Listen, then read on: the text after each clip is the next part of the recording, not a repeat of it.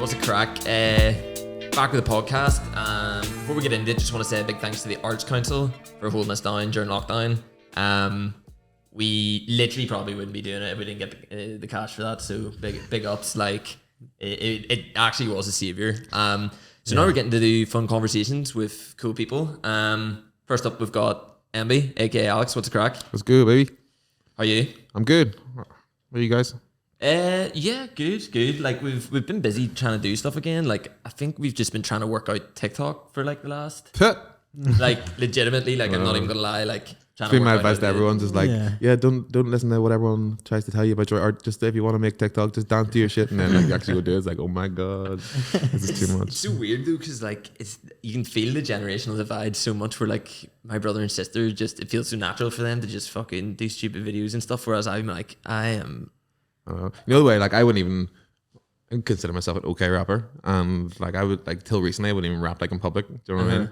And like you see like grown ass people or like these days out in the street playing Pokemon Go and like doing little dances in the TikToks and shit, and it's like fair play, dude. It's like, no, I mean, show your confidence.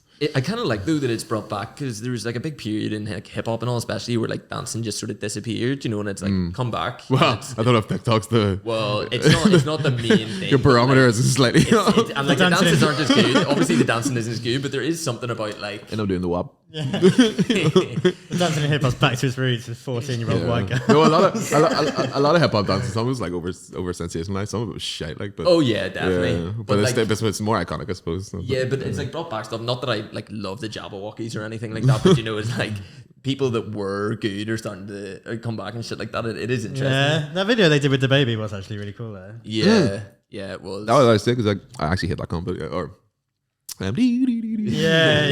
because I saw like a video of him doing it live back when the baby wasn't like cancelled, I guess. But it was actually really cool. Yeah, I actually seen a photo that came up a couple of days ago, and it was like FK Twigs before she was like really famous, and she was a backup dancer for Peter Andre, and it was just like two worlds. Like when this is on, we'll bring up a picture of it, because she's in like a Beyonce video as well, I think. Yeah. I think so, man. Yeah, she's become just like transcending music, man. She's just like it's one of the most iconic artists out there at the moment. Like she's really good. Like I think some of her collaborations are so crazy. Have you ever heard that Heady One mixtape Gang? And it's just like all wildly It's like, it was like Fred Again's on that one. Yeah. So it's like I think he produced the whole thing, and it's got like tune with Jamie XX and stuff on it, and it's like don't get me wrong, I like Heady One, but it's very repetitive. A lot of the stuff. It was just like a complete left turn, but it just felt like he was just throwing out for the crack. You know like what I mean? Even like her Magdalene, is it? Yeah. It's unbelievable. Yeah, she's got the video where she's like pole dancing down from the heaven and stuff. Yeah, she's like she's made that. Like, do you know what I mean? Everyone's favorite sport as well now. Do you know what I mean? Yeah, pole dancing's cool again now. Yeah. She's real music. Because there's a lot of shit music that you hear, and it's good to like she really does transcend the whole thing. She's amazing. Yeah, she's sick. Is the new EP good? I haven't checked it out yet. I haven't checked it out. I seen one of the videos that's pretty mad. She's got like a bow and arrow. Like it's pretty gnarly. Yeah, she's wicked. But like, so how's the music stuff going for you? Like me? Yeah, it's going well. I wasn't really doing anything really before. Because as long as I've known you in person, like you've been doing the music thing. But you were always rapping before, but you weren't taking it seriously, were you? Yeah, I was just like rapping at parties, to be honest. Like, doing bits and pieces. Like, I done Live Festival in like 2016. Yeah. Which is kind of like since then. I haven't made music since then or anything like that. And then lockdown came, a lot of free time. I started making some actual music, and like music and sport, like my two passions. You know what I mean? So, it was good to start making some stuff. You know who was the first person you were making music with? Like even producers, other artists, stuff like that? Well, Eulogy. Actually, no, but probably me and my mates, like me, my roommate Emmett, Matt. What? Have you and Emmett made music together? me, Emmett, Matt have made like a few tunes together in the past and stuff. And then me and Eulogy started working together. Eu's an absolute legend. Like he's unbelievable. Mixer, producer, everything. Yeah, and he sort of like brings everyone together in Belfast, and because there's not really like he's like, it seems like a central hub for a lot of like artists in Belfast, which is pretty cool. Peter Brands, we done like a night together. Hopefully we'll make some music together sometime soon. And then probably be working more people down like in Dublin. Me and Rory Sweeney made that tune Two Faces. We've got a few tunes coming out on some people's EP. I will not put out there, as if everyone's been like waiting for it. Do you know what I mean? 2 packs in the EP. Can't tell you, can't tell you. But yeah, might as well hype it up somewhat. You know what I mean? But yeah, it's been fun. Like it's been a nice experience. You know what I mean? I was very like underconfident for a long time. I'm not really an underconfident person, but then when something's making fun of your face, it's a different story, like, isn't it? So, but no, it's been good. Like, what do you think helped make you more confident? Do you think it was just like a practice thing, like just over time, or just like getting good at something? Do you know what I mean? It's like being a footballer. Like you can play football, but if you know you're really good, you can play with flair. You can play with confidence. You can play with like bravado to some extent. Yeah. And it's the same when you're rapping. Do you know what I mean? Like if you can rap in your room under your breath, it's one thing. But if you can rap in front of a crowd of like 200, then that's when you're like sort of unleashing a bit of flair or a bit of skill or a bit of, well, not skill, because it's skill either way, but like just that extra bit of like, I don't know if it's X Factor or confidence or something that you need to like sort of tap into. You ever seen that film? What's the like Disney film with jazz? With what? Soul. Yeah. You know, like euphoric state or something. Yeah. It's like once you feel that for the first time, I think it's like it becomes a lot easier than just to like when you go back to normal settings to then be a lot more confident. Even before, like I was so like not confident doing ad-libs on tunes. It felt so weird just being in the booth being like, "Mama!" Should I take off like but no, I wasn't doing that, but you know what I mean? Just being like "Row," or like you know, it's like fucking it's mad. And but then I went down and we'd had like a studio day, me, Ahmed Love, Curtisy, Rory, Smokey, shout out all them guys, all sick guys. And we just like wrote in the studio together and like ad-lib, or Cream was doing the maddest fucking ad-libs, and I was like, he never met me before, and he's just jumping in here, just like doing all this crazy shit. Like, it's not hard. Like, do you know what I mean? It's just sound. So it's just like, it's that bit of muscle memory. It's getting confident, getting good, seeing other people do it, and just like putting yourself out. It's finding comfort and being uncomfortable or something. Do you know what I mean? Something like that. Is it addictive at all when you sort of get that buzz though? Whether that's on stage or like feeling like you get the sort of the respect of your peers, or like you feel like you're doing it right. Yeah. Like stage does give you a proper buzz. Do you know what I mean? But any stage gives you a buzz. When I play football and it was on a big stage, it was a buzz. Do you know what I mean? Like making music's fun. I love making music and I want to keep putting it out and stuff. But like you get a different. Maybe I'll get an even bigger buzz if I like people sing my lyrics back in the crowd and shit. Yeah. Who did you play for before? So I played in London for a good bit before I moved over here when I was 12. And then over here I played for Linfield, played for Northern Ireland for a short period of time. Sent like in front of the back four. Shield in the back four. Yeah, nasty ass nigga. Who would you compare yourself to? Fuck, I'd want to be like, you know what I mean, like Modric or something, but it was probably more like Makalele or something. You know what I mean? Makalele was sick as well. Yeah, he was sick. Yeah. Like roll sleeves up and socks. Work, my socks are like always down and shit. You know what I mean? But I had a little bit of sexy to me as well. You know what I mean? I could spread about and shit. So yeah, they was good times. But yeah, 14 million injuries later. And oh really?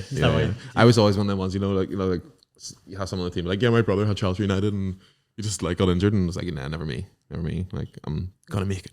And then tore my ACL. Ooh, tore the game. Tore it 3 times now. Fuck. Yeah. Same one. Fuck, man. Yeah. So I only had 2 reconstructions, but Jesus. What's it like now? It's fucked.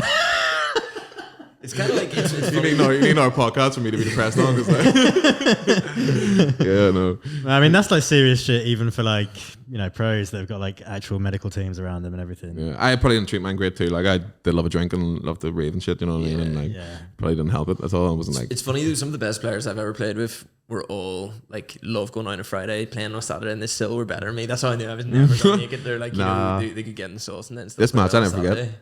Was it 26th of September 2009? Ours Rangers Irish Cup match for Cumberrack. I was 16 at the time, playing like the first 11, and it was like a big deal for me to be starting because it was like we're amateur league, Premier Division, so it was just under semi pro, kind of. And I was starting centre mid, and I was like, we went in. What was my manager called? He the Wagger. Jim something, but if you're watching Jim, Jim's a big hip hop. Look at me now, Jim. Shout out you, Jimmy. But he guys at the bat. He started me in centre mid. I was like, you're a cunt, because I was out until like 3 or 4 the morning before, and I just remember being late to every tackle and like near booking and all, being like, it's the worst day ever. And then like went over, put a lazy leg out, and like my legs got stuck in the ground. Some boy fell it, and that was what they say. It's history, you know what I mean? But it is what it is. Making music now, do you know what I mean? So it's your Bill and Origin story. Do you know what I mean? Yeah. I remember listening to podcasts and it was like Action Bronson was working for like the Mets as a chef or some baseball team, and he broke his leg and ended up rapping, and that's kind of how he. While he was in rapper. hospital. Yeah, but I think I'd heard loads of weird stories about him being really violent and shit, like when he was working for them. Do you know what I mean? But like people have proper rags to the story, you know. So it's Yeah. like, did you hear Emby fucking tore his ACL, and now he's making music? Are you serious? And now he's selling out Ulster Sports This Club. guy is so inspired. You know what I mean? Fuck Yeah. out. But it's But it is part of the story, I suppose. Yeah. yeah. I mean, was there any aspirations like around that time to make music or anything like that, where you just listened to it flat out? Because you have your music taste is very varied, wide ranging. Yeah. Sometimes Charlie Parker, and sometimes it's Komodo, depending on what day it is. But repeat the question again. What are you saying? did you ever have aspirations to actually make music when you were playing football? Or were you just concentrating on that? do you know what it is? I would like to preach this to all people watching in the same position. Like I very much fell into the playing like in Cumbernack for like a men's team. I'm playing just football, everything football. I very much fell into like, don't be creative. Being creative is gay. You know what I mean? I literally had the exact same thing. Do you know what I mean? And this is like, I hope like people just like, I hope people aren't even going through it anymore. Just being like, it's not part of the thing anymore. But it was a big part of the thing for me. So I was like, and always. Because I remember even when I tell a story all the time, like I had these two when I was in school, when I moved to like the secondary school for A levels, like I played football and like everyone else in school played rugby. But like I just like moved in with the jocks because it was like easy, even though like none of us had any in common, didn't speak to really any anymore. In fact, don't know what I mean? Don't have one as many Facebook friends, you know what I mean? But I was like, you can just coast through school being like, yeah, I play sport. And it was these guys, shout out Noah Ballantyne and Matthew Hunter, if you ever see this. These guys, and they were always like, weren't really like in with that crowd, but they were like just on their own thing, you know what I mean? And I was always just like, I probably get on with you guys more. I can tell you like just a wee bit weird like me, do you know what I mean? But nah, I know over here playing football, he's got the crew cut boys, you know what I mean? Just fucking like lying to myself the whole time. And then anyway, school ended and everything, left school, don't speak to anyone from school anymore really.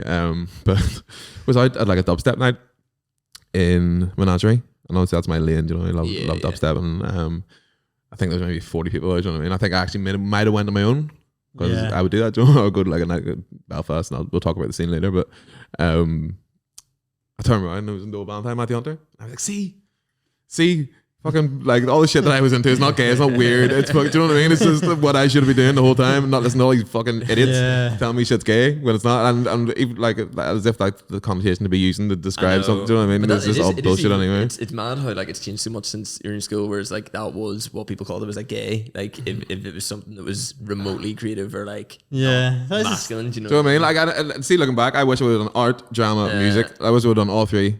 Yeah, man, I was exactly the same. Like I had singing lessons when I was a kid, and I stopped doing it because people make gay jokes and stuff. It's like, do you know what I mean? It's all bullshit, and shout out, and do you know what I mean? And even like people being like the way you dress. Like I remember I used to wear like stuff like this, and people when I was younger, people were like, oh, the way you dress gay, and I was like, back then it was like such a like negative connotation for some reason, and now I'm like, please tell me I dress gay,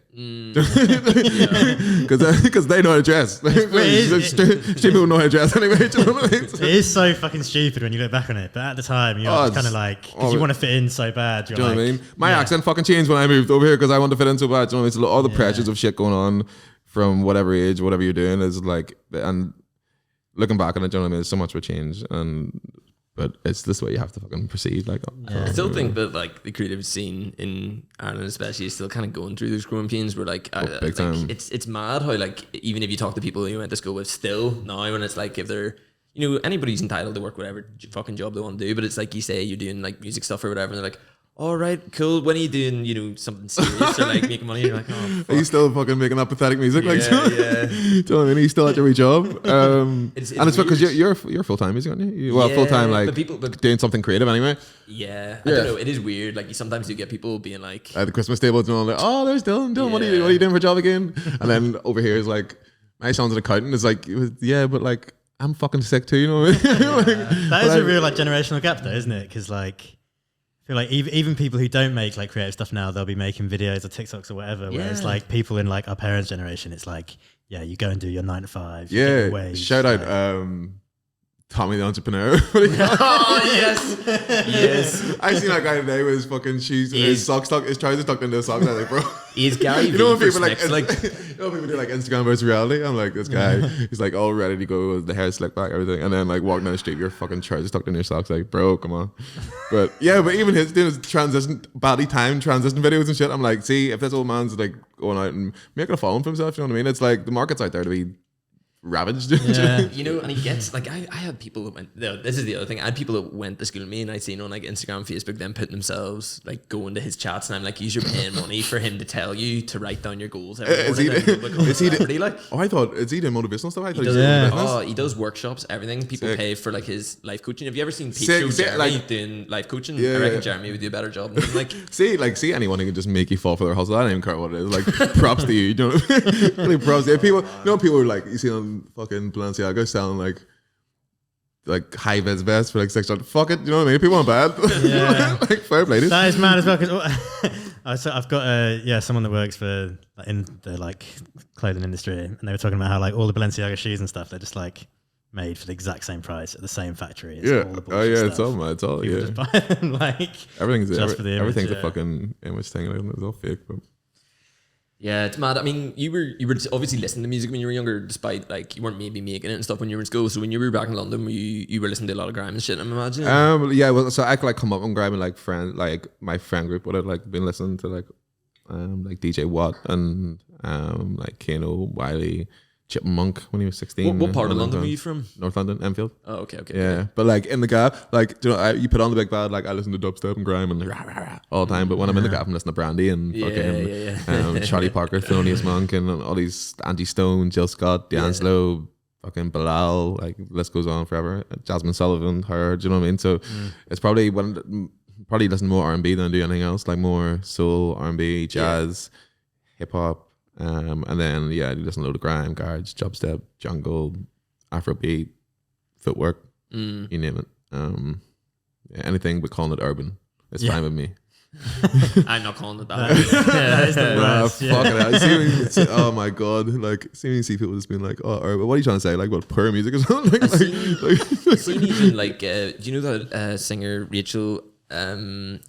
I'm gonna butcher your name, but I think it's Chinaruri. I can't pronounce it. This is gonna make my point moot. But she put up a thing the other day and was like, basically, I'm making indie music, but because I'm black, everybody is calling it. I know. Yeah, neo soul or like R&B. Yeah, I know. It's not. It's mad, and it's like we talked about like artists like FA. There's artists like Kia Blue. You know Kia Blue? Yeah, like do you know what I mean? And like she is sick. I would say Denzel himself. I wouldn't call him hip hop.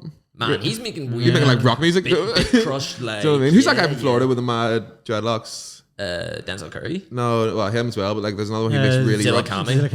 Yeah. Do you know what I mean? I would put Denzel himself more in like that category where he's making like really such sort of nearly grunge punk stuff, and like for like why shouldn't I sort of like go and like explore things so that I have to be like put in the urban box, you know what I mean? Like, you're black, you're urban. Like, what the fuck? But it's just code, isn't it? Like, it's the same with like how the news talks about like stories. Like, if it's a black kid, it's going to be like some urban bullshit or like. Yeah, I know. Well, there's that like, suppose I'm not getting too deep in that, but it's that urban music one. It's funny because like all the music I listen to, I would consider to be influenced by like Africa or the West Indies, but then like loads of it from like Brazil and then or like South America. Loads from like the more I get into music as well, I listen to so much like William Basinski, like ambient music, like John Hassel, R.I.P. just died recently. Brian Eno, these guys, you know what I mean, like from the UK or from like Nordic countries. Croatian Amor, like all these people. So like, I'm not. The beauty about like the music that I feel like I love when I go to these like sets and you go to listen to like Ben UFO or you go and listen to I don't know, put me in a spot here, like whoever, do you know what I mean? Like they're mixing and blending all these cultures and all these different types of urban music because what urban just means city. So like there's Polish urban music, you know what I mean? There's like Berlin has urban music, industrial music, you know what I mean? It's not just fucking load of black people making rap. Yeah. That is urban, do you know what I mean? So if urban's an actual genre, like and you can actually tie something to it, like industrial city, like that never sleeps city, never, do you know what I mean? If there's the connotation, but like I just said black people and there's a bit urban around it because it has like working class and poor connotations to it. It's just it's so like underbelly slabbering. Yeah, it's really like old fashioned. It's like new jokes, come on.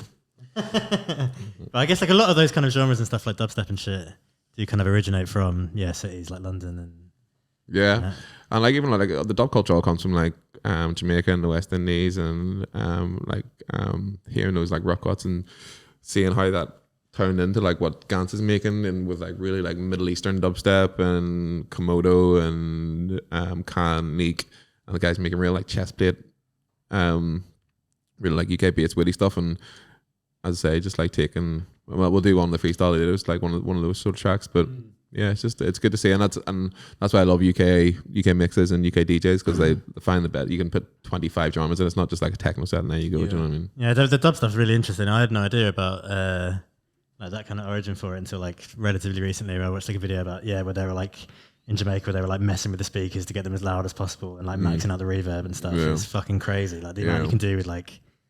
And I'm not even really qualified to speak on it, to be honest. You know what I mean? I just love it. Do you know what I mean? It's like I wouldn't qualify to talk on like on rap or anything like that. But you know what I mean? Just like it's a culture, and you're loving when tunes come on. And I actually started rapping over dubstep and started rapping over hip hop beats or grand beats. I started rapping over like not like bro step. Do you know what I mean? But like just like Skrillex, where are you?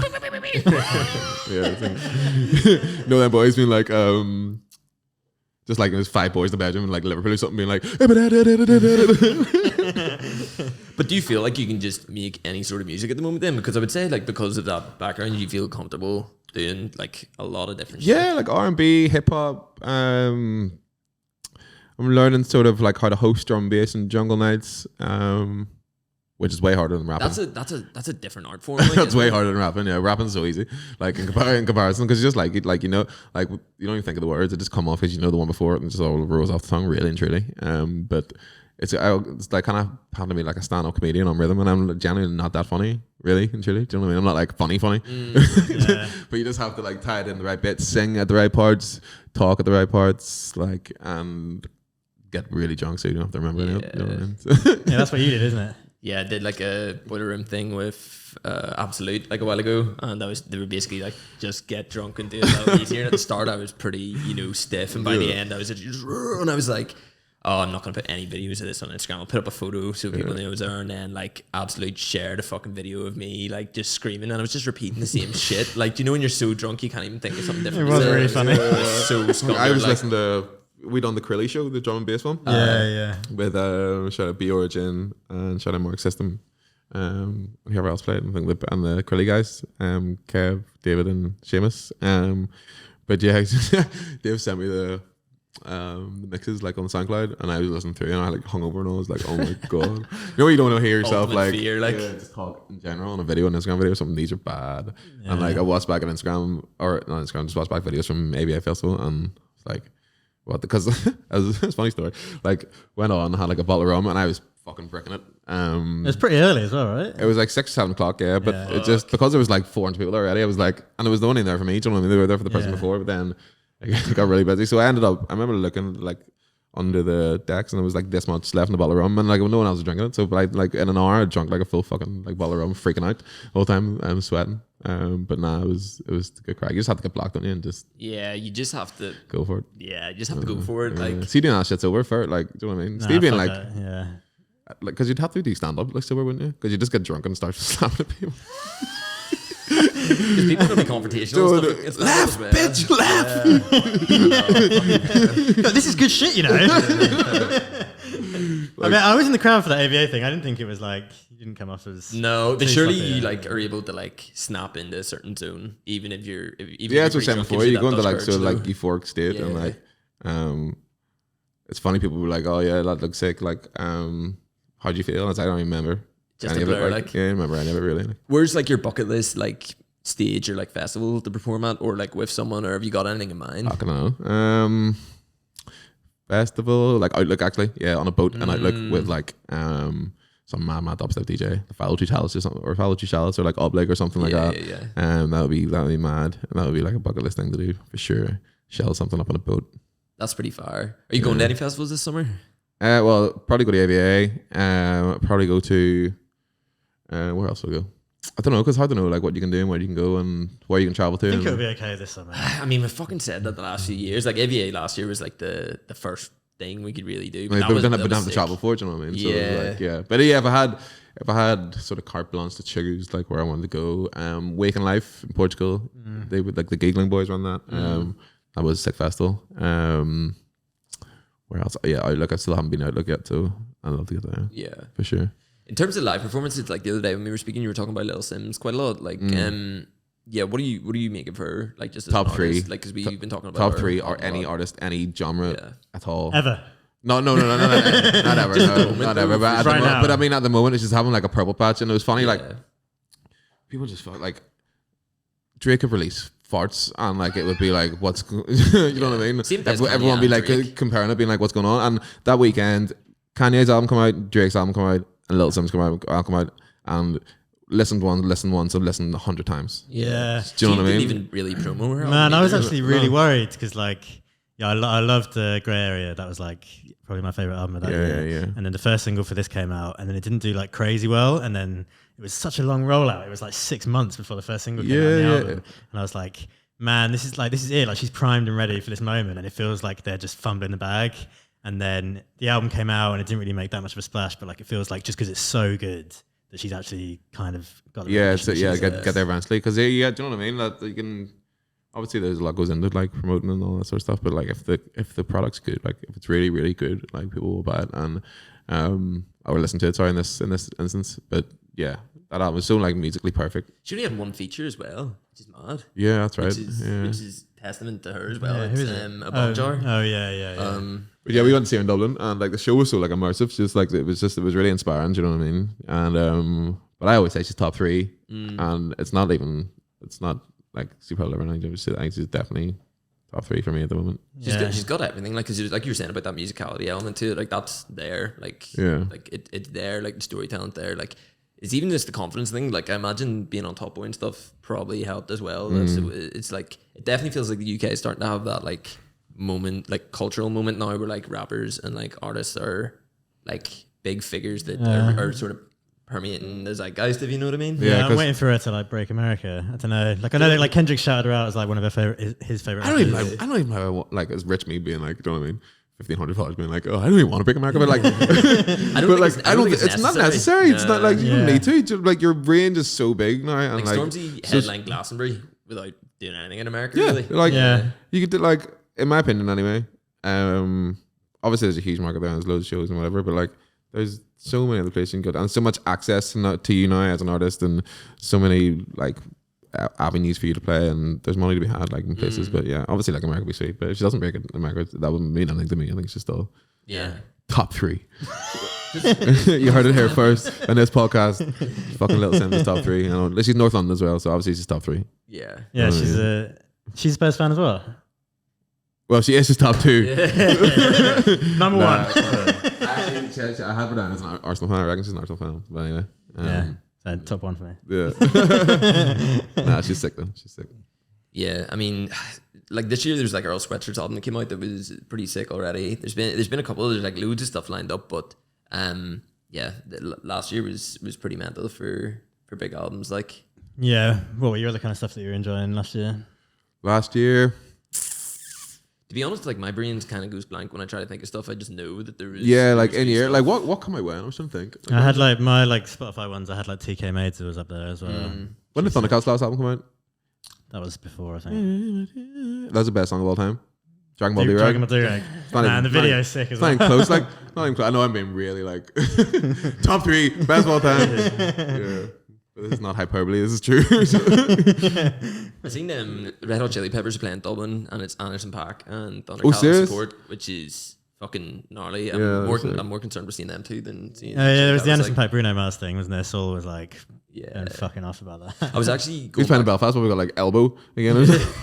Belfast is awful for gigs. Like. It's the Divine Comedy for the 50th time. Comes around the summer, you just have these like 50-year-old men like Bruce Springsteen all coming through the gaff, and it's like, come on here, and then just loaded fucking Bell Sonic just hardstyle again. And like, who's that one? Jerry Cinnamon. I know it's culturally like everyone loves it, but fucking hell, it's bad music. Like we got some actual decent music. Bad music, like you know what I mean? What is the obsession with it? And I hate being a music snob because I definitely am. But I don't apologize for it. You know what I mean?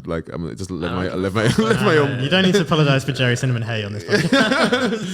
No, he was like, do you know what I mean? Fucking Tommy Tiernan or whatever. But it seemed like is he a comedian? like Slow Tie's playing and Amina's playing this year, which is like we would have never got that before. The only people I've seen is like Run the Jewels and like Run the Jewels, like. I think that's it. Like Dave played one time, but I couldn't go, and my mate said like no one went. It was like dead. It was in Limelight. I was like, how the fuck is? Oh fuck no! I've been some bad. See, like being into the music, like the dubstep and stuff. We have Bok Bok. Bok Bok is sick. If no one's heard the tune Bok Bok Silo Pass, go listen to it. It is unbelievable. But he came with 3 people. 3 people. I was one of them. Like it was like 3 other people. There's 3 people all together. But like we were fucking like. So I just felt bad because everyone was losing money, but we were still vibing. Do you know what I mean? It was like I just got more space to dance. I didn't care. Yeah. Sometimes that's a vibe. Yeah. Like, Trevino, Market Intellects. He just died recently. R.I.P. He came like 7 people on Ethan Echo, something like that. Yeah. Tunes are hard though. But you just wish there was like more of a culture of like stuff to fucking like identify with other people with and like enjoy the music. And they're obviously like me and my mates and stuff would be into it. I definitely think though there's starting to be that thing of people willing to take more of a risk, especially after lockdown, where like I think there's a bit of like apathy towards these big events done by like not naming names, but like Shine and stuff. Fuck Shine. Like these big, where's camera? Fuck Shine.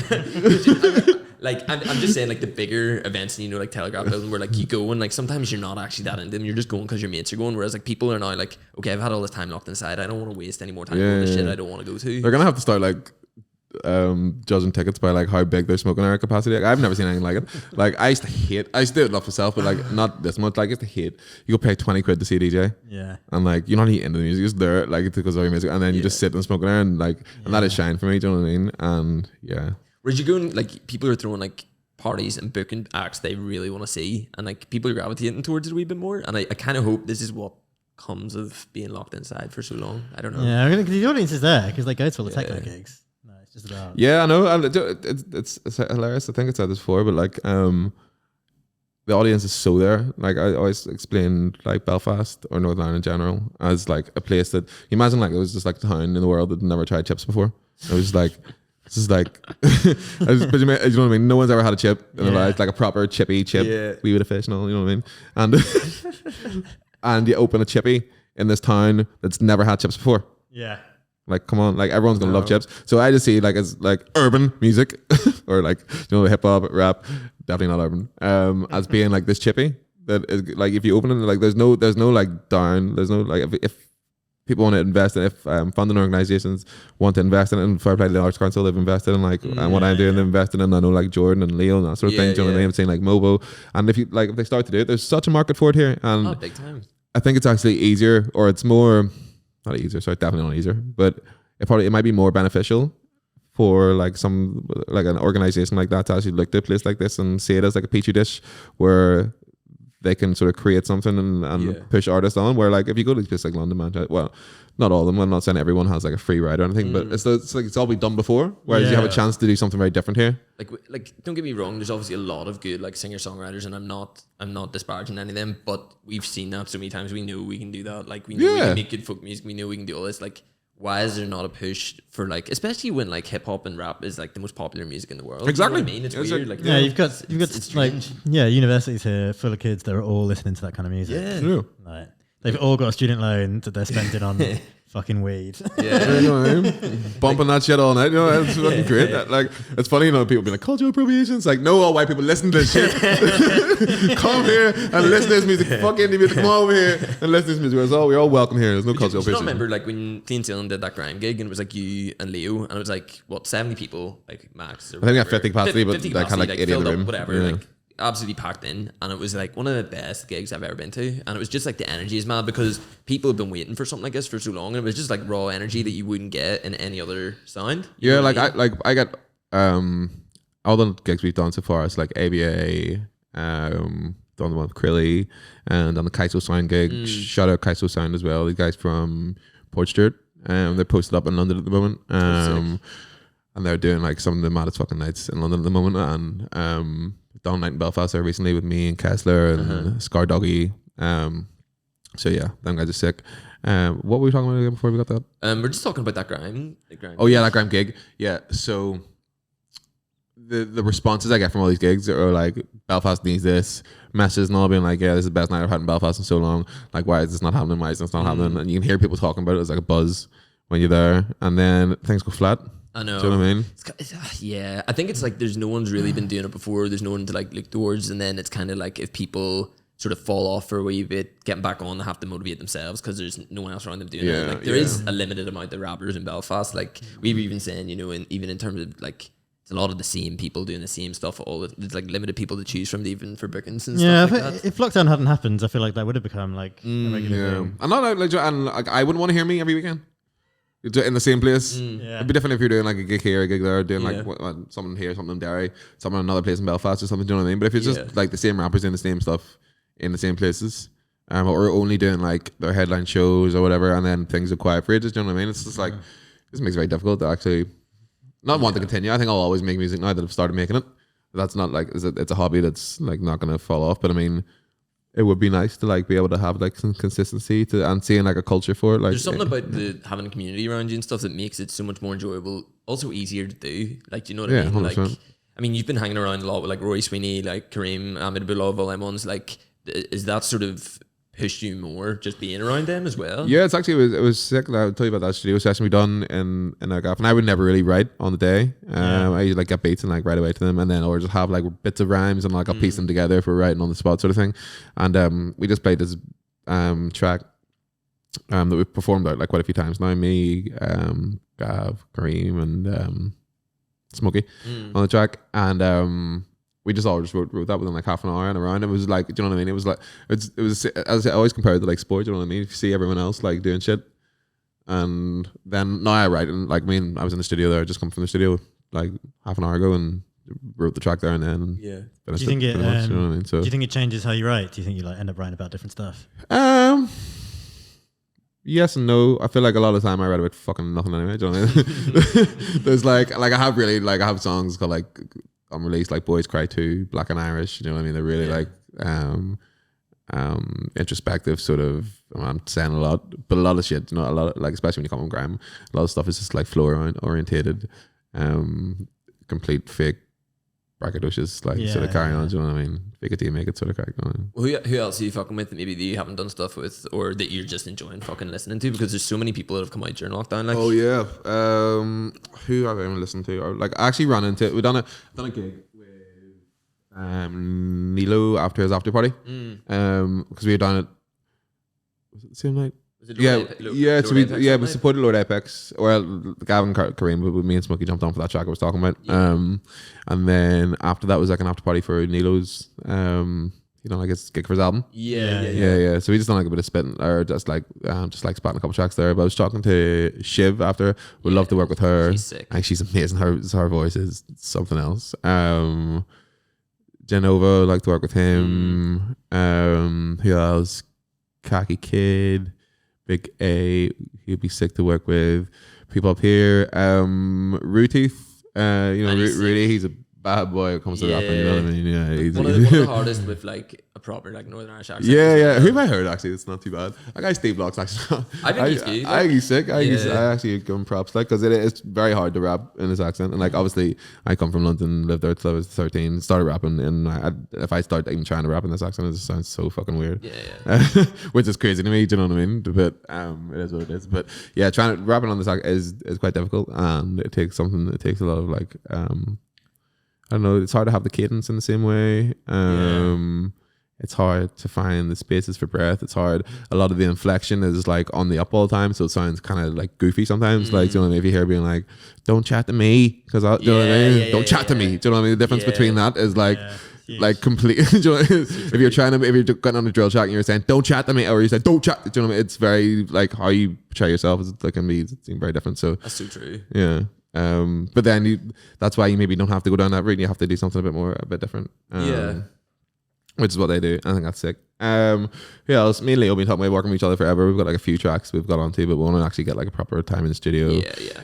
Work together properly. Who else? I don't know. I'm sort of forgetting everyone now, but yeah. No, but like even the amount of people you mentioned there, a good few of them like only really came to the fore in the last like 18 months. Do you know what I mean? It's funny you say, because like every time I see these people, I always like think they've been doing things forever. Because we started doing this like the last time when we were doing the podcast, it was like what 2018, 19, 2020. I don't know, fucking times of like whatever now. But like, yeah, like I felt like now there's like a whole new swathe of people that we can chat to that weren't even around really until then, which is mental. But I feel like that's also a product of people feeling like, fuck, there's loads of people doing good stuff. I feel confident enough to come out and do it's it. It's way easier to do when you've seen someone who like looks like you or sounds like you, whatever, who's already done it. Yeah, no, big time. And it's like, it's funny when we talk about the scene here, and I always think when people be like, oh, the scene's here in Northern Ireland, or you have to go to the UK. It's like, it's big island. Yeah. And like, we're not getting into like border politics here, but I'm saying as it pertains to like, this floating piece of land in the sea, as it pertains to like who you can work with, or like, do you know what I mean? Like, as a big, or where you can do shows. Why am I limiting myself to being like, oh, I can only do shows in Belfast? When there's fucking Cork, Belfast, Limerick. Do you know what I mean? But there's all these places and I know for a fact all these places live in the music, so I don't really care. It's getting to me now, like, I might move around. I'm just saying, like, I don't like if Belfast, there's no scene in Belfast doesn't need to be like, I'll do a show here every now and again, and then we can go to other places around Ireland, but we'll cater for it. And so they have like really rich like music histories themselves, anyway. Exactly. I actually find it hilarious now. Like, do you know, like we live in this crazy country where like shops don't open like 1 on a Sunday and shit. You know what I mean? Like, religion is just like paramount for every decision made in policy. Yeah, it's just mad to me how like we have such a rich culture of traditional music, and we have you go to Magherfeld and you see like a sign saying Seamus Heaney home, do you know what I mean, home place, and C.S. Lewis and all these people, writers and creatives and all these people, and then like we live like our society hasn't like moved along with that, where you can have clubs open late, or you have a breadth of art galleries, or you have a load of authors. Like what point did probably the Troubles, but I'm saying at what point did it like break off where like we have this rich culture, and now if you came down you'd be like, right, like it's because culture night doesn't even seem fucking cult, like it's because the people in power don't multicultural to me, do you know like, what I mean? About culture. They only care about using it to like pimp it out for, you know, like Americans coming over and shit. Like they don't actually care about. Like, but there is such a rich culture, and it's just like it's mad to me like how our policies reflect like you can't open places late, we can't have like there's not much funding really comes towards like because we were talking about like Manchester and stuff, and it's like when we used to live there you could stay out to like 5 going to the Warehouse Project and all this. Here you come here and it's like you have to leave the house at like 10 to go out because you have to be back at 2, and then it just means you're going to some gaff after that's fucking and it's like so many things like I'll leave it to Free the Night, shout out Free the Night as well, doing bits as it pertains to like nightlife and the nighttime economy and that sort of thing, because like we are, I think I said this before, but like dinosaurs is a compliment as a, like, do you know what I mean, to our government and the decisions that, not even the government's the government, but it's just like the archaic sort of like way that everyone's just happy to fall in line with all this nonsense, which if you went to other places in the world, do you know what I mean, it's not the crack. I mean, we talked about it before, it's that whole brain drain thing where people are leaving to go elsewhere because they can't be bothered with it anymore. But I do feel like there's this kind of like pushback at the moment, especially it was happening before like the pandemic happened, but I feel like people are still up for it, where there's people doing their own shit in Belfast and like wanting to do it in spite of all this shit to try and make it better for other people. Yeah, and like I suppose that's all well and good, but there will come a point where it's like if it's not working for someone, do you know what I mean? You're not going to be like the Robin Hood of your own craft. Do you know what I mean? You're not going to like steal from yourself to give to someone else and then not be able to actually do anything for yourself. So like you want to be able to do it in a way that's like, and I suppose it's inspiring. I want to be inspired. You know what I mean? I think if you're not inspired, then like you're hanging around the wrong people. So like, I want to see like what you guys are doing, what the plain sailing guys are doing, what my mates are doing. Do you know what I mean? Like that inspires me every day, and like that's fine. But I don't think everyone has that. I think we're in quite a beneficial community with the people that we know and who we hang about with, and that makes it quite easy to be like, well, I'll carry on doing this because like we'll do the podcast or making change, whatever, and or do shows with people. But if you're just like an artist, sort of as an individual, if you're on your own, like, because I kind of felt like that at the start when it was just us, when we were doing stuff together. Like, it's hard to motivate yourself sometimes, but when you have other people around you, like, it makes it 10 times easier. But it's not as easy as that. So anyone watching this in this country, just make a shit. Do you know what I mean? Yeah. Like we have that group. We have like Jerry Jackson's how did we not touch on this already? I don't know. Yeah. But it's just funny because like people posting Jerry Jackson's, and we'll talk about the group list after. I suppose you can go into more detail and explain it, but and be like, oh. I always say this as well. This is our defeatist attitude in the way we talk in this country. So you'd be like, here I went to the cinema, and I'd be like, oh, how was it? Shite. Literally, like, how many times have you heard that? Or went to watch Clifton match the other day. Oh yeah, how was it? Bollocks, aye. It's like the way we talk about it. You see, if you do actually get someone to like explain it a wee bit more, they'll break it down. They'll be like, it sounds like they had a good time. Yeah, so it's good. Do you know what I mean? But it's and just the same way when people making music, like, they make good music and then they post it in Jerry Jackson's and be like, yeah, this is shit, but I hope someone will listen to it and enjoy it. Do you know what I mean? And it's like, you can't. I have it's like a step cousin sort of thing. She's like a set designer. Yeah. And ever since I've known her, do you know what I mean? She's always been like, I'm great, I'm amazing. What I do is sick, I'm sick. Do you know what I mean? And everyone needs to start talking about themselves like that. Not to a point of fucking like, narcissism, do you know what I mean? But confidence. Yeah, confidence and like lift yourself up and all that sort of shit because, yeah, I think it's like troubles trauma to an extent or something. Man, I was going to say generational trauma. Yeah, do you know what I mean? Where people just like never seen like, I don't know, like they're worthy of actually creating anything decent. So they just like talk it down all the time. It's kind of like even like outside of Ireland, it's like a UK wide thing, isn't it? And it's like, how you doing? Oh yeah, I'm not bad. Yeah, not bad. Not bad. What does that mean? It's not bad. Like that's like baseline. It's like, why is the barometer not bad? Why is like, it's great. There's so much when you actually think about it. I wish I had a list we could talk about them all day, but like, there's so many things you say. Yeah, not bad. Doing all right.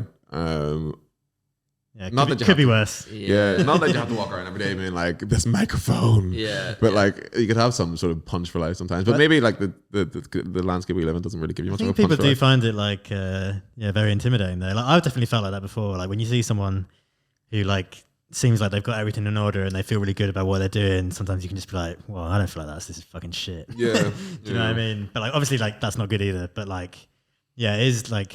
I think it's a cultural thing. You learn it from other people as well, don't you? Like I feel like that's just the general atmosphere. What's the other one? You're in like I work in so many call centers like before I got my like proper job, and shout out call center workers. You have a proper job, by the way. Yeah. That's some of the sickest times I've ever had in my life. But you know, what would they say? Oh, you know, everyone like, well, what's crack? It's like 10 in the morning. Like, what's crack? So tired. It's like, what? Like, or so tired, or like, I'm having the worst, or just like, the day's not that bad. Do you know what I mean? You're alive, or just singing, fucking, do you know what I mean? Get on, it's fine. But yeah, it's rich to just say, just have more of a punch for life. Do you know what I mean? Like, going back to the Jerry Jackson thing as well, like for anybody listening that doesn't know what it is, it's like a Facebook group in Belfast that basically just has all the music heads in it, like everyone from all different genres, like sounds, like doing different things. You just get people posting music. Like if you go in any day, like how many posts are there on a good day? It's the only reason I go on Facebook. Recently, it's probably a bit less. Actually, it's funny because everyone says like, "Oh, I wouldn't have Facebook anymore if it wasn't for like Jerry Jackson's or like a few other groups." But yeah, it's probably got like 2,000-3,000 members now or something like that. It's like it's pretty like engaged. I've noticed that like as a result of the pandemic and everything closing and there not being like nights on and that sort of shit, it's slowed down a bit in terms of like people posting, and because it's like similar to like, you know, like the ID group where people aren't like posting all the time anymore because they're obviously not going out and they're not seeing like different acts. But yeah, no, Jerry Jackson's is like I suppose like a social community group for anyone to sort of post music, post events, post their own music, their own productions, what they're interested in, the music they're listening to, and just a community to find other people like that listen to music that you do as well. Yeah, it's pretty mad because I would say like for me that was my entry point into meeting other music people in Belfast, because I felt like kind of disconnected because I kind of just like lived in Lisburn, went to some nights and stuff. Yeah, City of Life. Biggest shithole. Like everything's been replaced by like Poundlands and stuff. There's nothing in it anymore. It's so sad. But yeah, anyway, and yeah, moving into Belfast, like didn't really know anyone, and we just see people posting music. You'd comment on their stuff because you're like their music that they're posting, and then you know I ended up now being friends with loads of them, and it's literally just because you're like, oh fuck, I commented on that, or you shared that, and it's like I would say there's been a lot of friendships made on that. I have people I've never met before who I feel like I have like a strong online friendship with. This guy Tom Bradley like sends me like burial tunes to this day, like you know, because you find there's people who like I have like probably my 10 favorites or something. Do you know what I mean? If I see them post a track, I'm listening to it, and it's always on something I'm gonna be fuck with. And then there's people like you don't really listen to because, but then you know what I mean. You find you like the little categories and little pockets of people, but it's like electronic music and I suppose. Like I suppose any sort of subculture or like underground community or whatever you want to call it, and it's not necessarily a subculture anymore, I suppose. What we're talking about, like electronic music and stuff in Belfast, but they do seem, if you're quite young anyway, you don't have like friends that are already in it, or like cousins or brothers or people who listen to the music or whatever, which I didn't necessarily have. It might seem a bit daunting, like getting into the music, and if you want to be a DJ, do you know what I mean? How do I like? It's about like at the moment, like in Belfast, it's like shout out a lot of like the women that are amazing DJs, but like there seems to be like not really much of an avenue for like female DJs to come up and that sort of thing, and things like Jerry Jackson's give people like an avenue to say, oh look, there's like Holly doing it, Marion doing it, or like anyone else, or like there's a workshop I can go to, or so hopefully it gives people like an avenue into doing something they maybe didn't have a platform to like see before, or if it's just like I want to go to a night out, but I don't know what the music's going to be like or whatever. You can just sort of feel things out, how to get tickets, and people seem talking about it, and everyone's sort of good vibes, so it's all good. Yeah, that is a very like wholesome image. Yeah, like a lot of it is kind of like shit posting. Yeah, no, a lot of it, a lot of it is shit posting. You know what I mean? But like, or like we used to have these big wars and like, do you remember the Murdoch one? It was live. Like, oh my god, I hope you're doing alright, Tommy Murdoch. After that was tough. That was tough. Like you done like, yourself. So what actually happened for anyone that's listening? Do you know? I need McVernon here to actually like. McVernon's like the Pokedex of. No, not even Jerry Jackson. Just of like all chaos that's ever happened. You know what I mean? Like my mate Mick. See if like there's someone's like. Does anyone remember that video from back in fucking 2017 where that mad shit happened? Like within 3 seconds has it like posted in. I'm like, where do you like? Where's your vault of shit? You know what I mean? You know that thing like X-Men where like. Professor X just sits next to the thing and see like Cerebro. Mick's just bringing in all the chaotic crack, like, and I love him for it. But